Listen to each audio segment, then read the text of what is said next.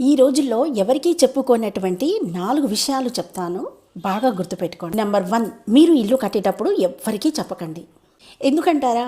అదేంటండి, మనం ఇల్లు కట్టేటప్పుడు నలుగురికి చెప్తేనే కదా ఎవరైనా సహాయం చేస్తారు అని అంటారా? ఈ విషయం నేను చివరిలో చెప్తాను. ఎందుకు చెప్పొద్దు అంటున్నానో వినండి. నెంబర్ 2, మీరు కొత్తగా బిజినెస్ స్టార్ట్ చేస్తుంటే ఎవ్వరికీ చెప్పకండి. ఎందుకంటారా? ఎవరైనా సలహాలు ఇస్తారేమో అని అనుకుంటున్నారా? కాదు. ఎందుకు చెప్తున్నానో చివరిలో వినండి. నెంబర్ 3, మీరు ఎంత సంపాదిస్తున్నారో ఎవ్వరికీ చెప్పుకోకండి. అదేంటండి, మేము దర్జాగా కష్టపడి సంపాదిస్తున్నాము, చెప్పుకోవద్దంటారేంటి అనుకుంటున్నారా? ఎందుకు చెప్పకూడదంటున్నానో చివరిలో చెప్తాను వినండి. నెంబర్ 4, భార్యాభర్తల మధ్య గొడవలు వచ్చినా ఎవ్వరికీ చెప్పకండి.